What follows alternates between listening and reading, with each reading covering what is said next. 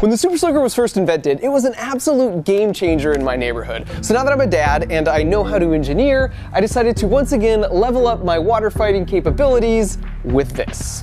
The Guinness World Record holding largest water gun ever at 7 feet long. As a follow-up, of course, to my world record largest Nerf gun. But she doesn't just look good, so I'm going to show you how we made it, how she stacks up against the original Super Soaker, and then we'll talk about the science behind how it works. But first, let's just take a moment to appreciate the destructive power of a stream of water traveling at 272 miles per hour.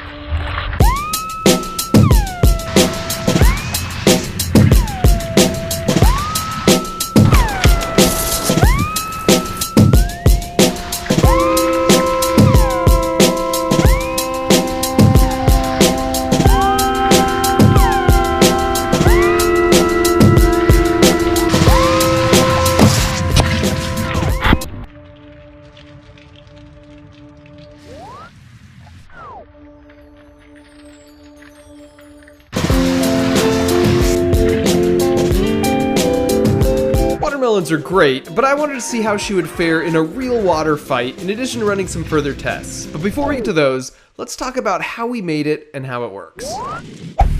Together with my buddy Bob and his glorious beard, we created a skeleton for the gun. In fact, I won't show it here, but if you want all the gory details on how to construct a large-scale replica like this, he uploaded a full video on his awesome YouTube channel called I Like to Make Stuff. I'll put a link in the video description. And in the end, after some EVA foam and a paint job, we ended up here. So let's take a look under the hood to see the design I arrived at with my buddy Ken. The first thing you should notice is that most of the mass is down here in the handle, not up here. And that's because having a low center of mass is really helpful for stability and maneuverability for something really large like this. All the components you see here are just a fancier version of all the components that make up this gun. It operates on the exact same principles. So let's start by talking about how this one works. And to do that, I figure we might as well ask the actual original inventor of the Super Soaker, one of my personal engineering heroes, Lonnie Johnson. Of course, one of my first questions to him was how he even came up with this idea. You see, I got the idea in 1982. I was at the Jet Propulsion Laboratory working on the Galileo project at the time. In fact, I was doing experiments in my home, in the bathroom. In the evenings, I wanted to develop a heat pump that would use water as a working fluid instead of Freon. I had made these nozzles I had hooked up to a sink, and as I shot this stream of water across the bathroom, and I saw how powerful it was and how satisfying it was, I thought, geez, a high pressure, high performance water gun would really be cool.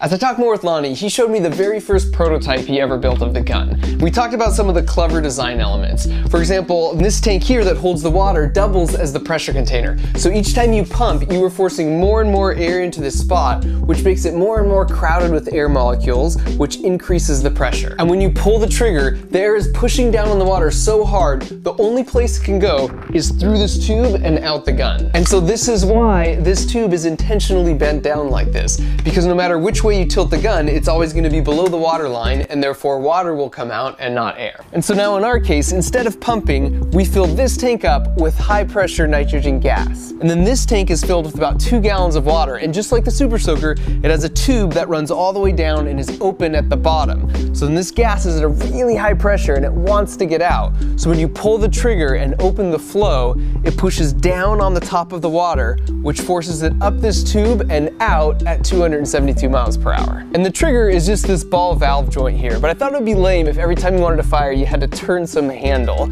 So we have a pneumatic piston here that's also powered by the nitrogen, and then we have a solenoid that's connected to some AA batteries back there for power. And so when you push this button, it opens the ball valve and allows water to flow through until I release the button. I'll put a link to the CAD files we made along with a build list of all of the components we used in the video description if you want to make something similar. Oh, one final cool feature is we have this cover here that's held on with rare earth magnets. So after you've shot a bunch and need to refill the water and the gas, you can just easily access the fill valves through this window here. And now back to the gratuitous violence.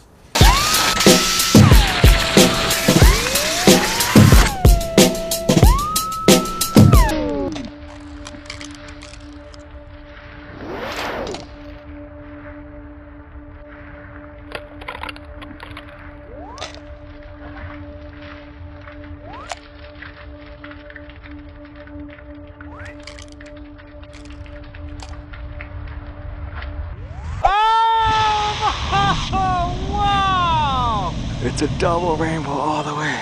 For some context on the power of this gun, the original Super Soaker was pressurized to 40 psi, and the pressure from the hose at your house is just a little more than around 50 psi. A fire truck hose comes in at around 6 times that at 300 psi, and this beast is 8 times the pressure of a fire truck at 2400 psi, which in hindsight is probably overkill. One final really cool feature of the gun is you can swap out the nozzle depending on what you're shooting. So this nozzle has a really small diameter opening, which leads to a high stream velocity, but lower overall water output. So it's good for cutting or puncturing stuff. Then this nozzle is basically wide open at a 1/4 inch. So it's a little lower velocity, but it's the maximum water output. So it's good for getting things drenched fast or breaking things with force.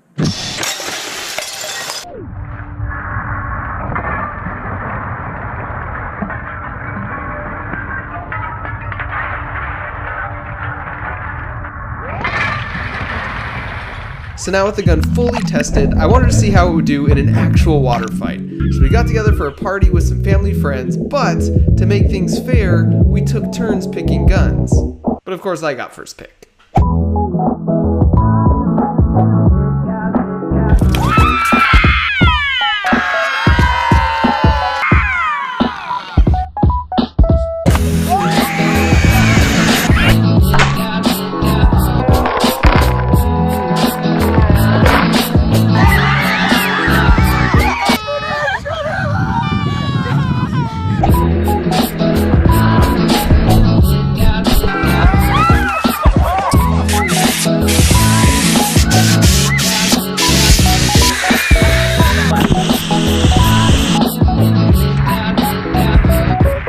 So it worked awesome, and I completely destroyed them.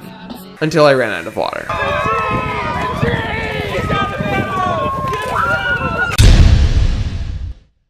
It took us about 6 months to build this Super Soaker, and it wouldn't have been possible without the support of the awesome folks at 23andMe. I just got my results back, and I will share them with you in just a second. If you've never heard of them, they send you this box, and then you spit in this tube, and then you put it back in the mail, and then they analyze the DNA in your chromosomes, hence the name 23andMe, because humans have 23 pairs of chromosomes, and then they tell you all sorts of really interesting stuff about you. So for example, in my case, I learned I am 45% from Britain and Ireland, and amazingly, I'm 3% Jewish. Shalom! I also learned I am more Neanderthal than 96% of all 23andMe customers. They also predict some of your physical traits based on your DNA, which was astonishingly accurate. Except this one was a little suspect.